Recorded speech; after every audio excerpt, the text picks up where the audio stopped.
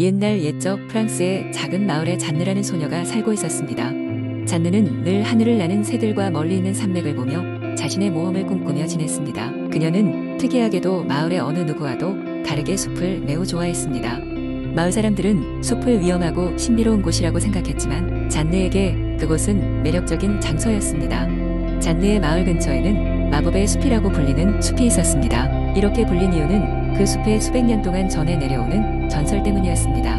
마법의 숲에는 시간과 공간을 자유롭게 넘나들 수 있는 것 같은 늙은 요정, 그리고 길을 잃은 사람들에게 비밀을 속삭이는 신비한 나무들이 있다고 전해졌습니다. 그러나 마법의 숲에 매료된 사람들은 거의 없었습니다. 왜냐하면 한번 숲에 들어간 사람들은 다시는 돌아오지 않았기 때문입니다.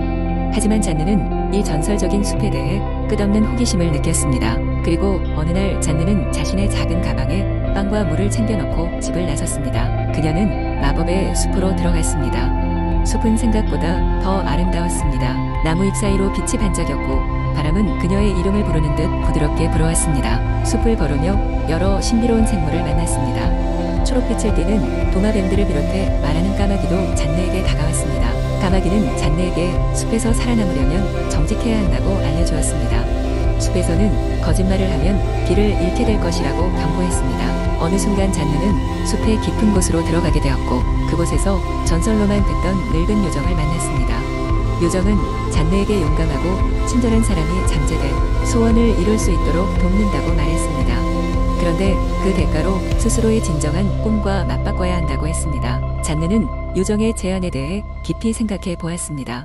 그녀는 모험과 자유를 사랑했지만 마음속 깊은 곳에는 가족과 마을 사람들을 사랑하는 마음도 함께 있었습니다. 결국 그녀는 자신의 꿈을 다음 세대들에게 전해주기로 결심했습니다. 요정은 잔느의 결정을 존중하며 그녀의 소원을 이루어주겠다고 했습니다.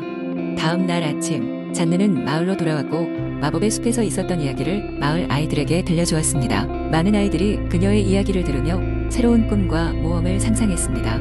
이로부터 수십 년이 지나도 잔느의 이야기는 마을에서 꾸준히 전해졌습니다. 그녀의 용기와 선택은 많은 사람들에게 영감을 주었고 잔느 자신도 평생 마을에서 아이들에게 사랑받는 사람이 되었습니다. 잔느가 사라진 후 마을 사람들은 그녀가 마법의 숲에서 불멸의 삶을 살고 있다고 믿었습니다.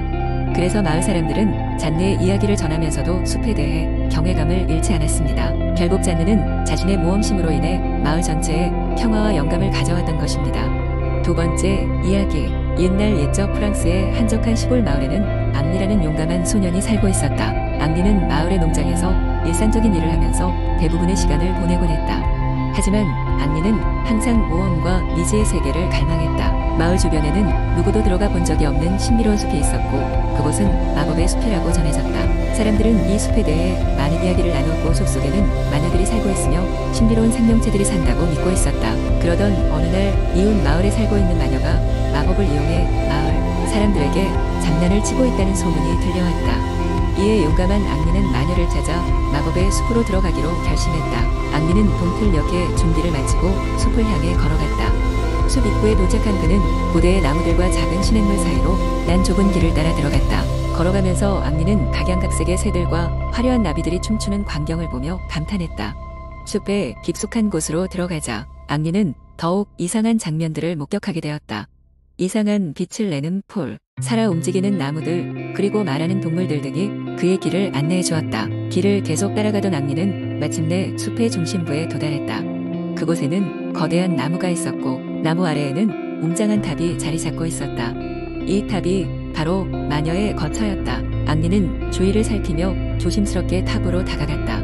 탑의 대문을 두드리자 문이 슥 열리며 환한 빛이 비쳐나왔다. 앙리는 긴장된 마음을 진정시키고 당당히 탑 안으로 발을 들였다. 탑 안은 황금빛으로 가득했고 벽에는 여러 가지 마법 도구들이 진열되어 있었다. 그때 등을 돌리고 있는 마녀가 앙리 쪽을 돌아보았다. 어린 소년이 어찌 이곳까지 왔을까? 마녀가 물었다. 앙리는 두려움 없이 대답했다. 저는 이 마을의 앙리입니다. 마을 사람들을 괴롭히지 말라는 전화로 당신을 찾아왔습니다. 마녀는 잠시 생각에 잠기더니 미소를 지었다. 내가 용감한 마음으로 여기에 온 것을 칭찬해주고 싶구나. 다행히 나쁜 의도를 가진 사람은 아니구나. 난 본래 사람들을 돕기 위해 내 마법을 사용하는 마녀란다. 알고 보니 마녀는 사람들이 쫓아내려 했던 마녀와는 다른 마을 사람들에게 도움을 주려 본인이 살고 있는 숲을 보호하고 있었던 것이다. 오해가 풀리자 앙리는 안심하며 마녀에게 영원한 친구가 되어줄 것을 약속했다. 앙리가 마을로 돌아가자 마을 사람들은 안도하며 그를 영웅으로 맞이했다. 이후로도 앙리는 마을을 위한 중요한 고민이 있을 때마다 마법의 숲을 찾아가 마녀와 의논했고 두 사람은 오랜 친구로 지내게 되었다. 그리고 시간이 지나면서 마을 사람들은 점차 마녀의 존재를 이해하기 시작했고 마녀는 마을의 중요한 존재로 자리 잡게 되었다. 마법의 숲은 마을 사람들에게 특별하고 신비한 도피처가 되어 주었으며 앙리의 용감한 모험은 오랫동안 사람들의 마음에 남아 많은 이들의 이야깃거리가 되었다. 세 번째 이야기. 옛날 프랑스의 거대한 숲속에 숨겨진 작은 연못 옆에 사는 잘생긴 왕자가 있었습니다. 그는 마법에 걸려 낮에는 인간이지만 밤이 되면 개구리로 변했죠. 숲 주변에는 이 왕자의 이야기를 아는 사람은 없었습니다. 그의 이름은 루이 왕자였지만 숲속에서는 그를 개구리 왕자라고 불렀습니다. 루이 왕자는 숲속에서 지내는 시간이 길어질수록 자신의 저주를 풀기 위한 방법을 찾아 나섰습니다. 그러던 어느 날 그는 숲 가장자리에서 눈부시게 아름다운 나린이라는 공주를 만났습니다. 나린 공주는 이웃 왕국의 공주로 황금색 머리카락과 에메랄드 같은 녹색 눈을 가진 매력적인 여인이었습니다. 나린 공주는 왕국의 투기장에서 벌어지는 위험한 사냥, 경기에 참가하기 위해 숲을 지나던 중이었습니다. 그녀는 강한 의지와 지혜를 겸비한 공주로 왕국의 최고의 사냥꾼으로 잘 알려져 있었죠.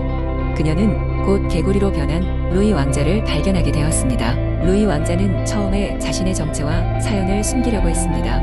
그러나 나린 공주의 상냥한 미소를 보고는 그녀에게 자신의 이야기를 털어놓았죠.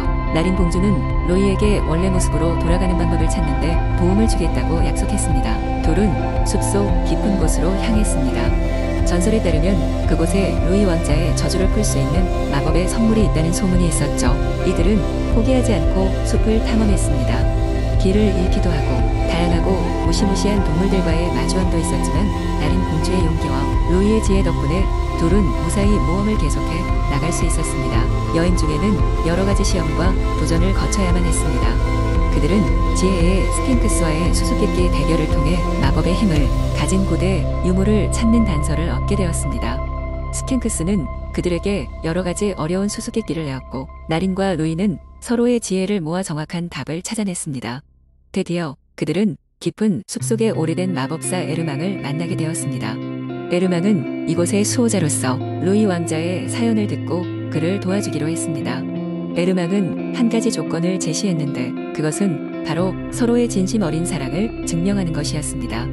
루이와 나린은 서로에 대한 감정을 숨김없이 표현하기로 결심했습니다. 나린 공주는 개구리 모습의 루이를 사랑한다고 고백했고 루이도 나린의 용기 있는 심성의 마음을 열었습니다. 그 순간 황금빛 빗줄기가 두 사람을 감싸며 루이 왕자는 원래의 모습으로 돌아오게 되었습니다. 루이와 나린은 에르망 마법사에게 감사의 인사를 전하고 마법의 숲을 벗어나 함께 저주를 풀고 해피엔딩을 맞이하게 되었습니다. 그들의 사랑은 친절과 용기, 진정한 감정의 힘을 모든 이들에게 알려주었고 그 후로도 둘은 행복한 나날을 보내게 되었습니다. 그리고 사람들은 그들의 이야기를 후세에 전하며 진정한 사랑의 중요성을 기억했습니다. 네 번째 이야기. 옛날 옛적에 프랑스의 한 아름다운 시골 마을에라 샤트롱이라는 작고 평화로운 마을이 있었습니다. 이 마을은 풍부한 자연과 푸른 언덕으로 둘러싸여 있었으며 꽃과 나무가 만발한 정원들이 곳곳에 자리하고 있었습니다.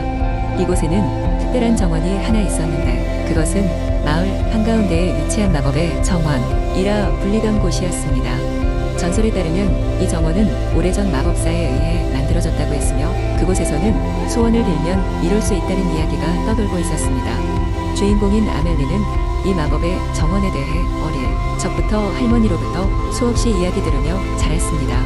그녀의 할머니는 항상 아멜리야, 내가 정말 진심으로 무엇을 원하면 마법의 정원이 너에게 그 길을 보여줄 것이란다 라고 말씀하셨습니다.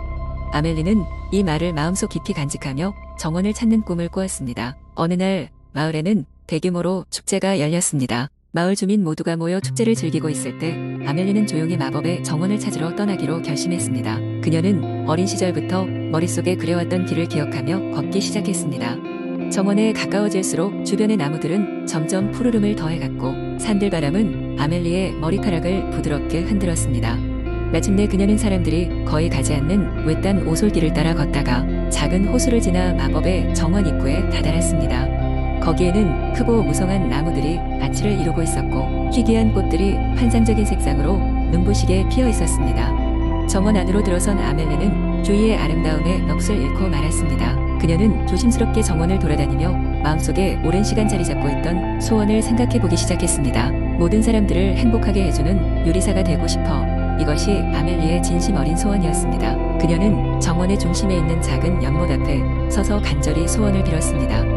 갑자기 눈부신 빛이 연못에서 퍼져나왔고 그 순간 아멜리는 마법의 힘으로 전율을 느낄 수 있었습니다. 그녀의 마음에는 확신이 자리 잡았고 곧이어 무언가 달라졌다는 것을 깨달았습니다. 집으로 돌아오는 길에 그녀는 이미 수많은 요리의 레시피가 머릿속에 떠올랐고 그 모든 요리는 사람들을 행복하게 만드는데 필요한 비밀 재료를 가지고 있었습니다.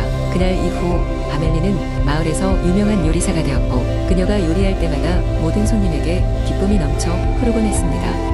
마을 사람들은 그녀가 만드는 요리에 맛과 더불어 행복해졌고 라샤트록 마을은 더욱더 번창했습니다. 오랜 시간이 흐른 뒤에도 아멜리는 매년 마법의 정원을 찾아가 자신의 요리와 사람들의 미소로 가득한 추억을 떠올리며 감사의 마음을 전했습니다.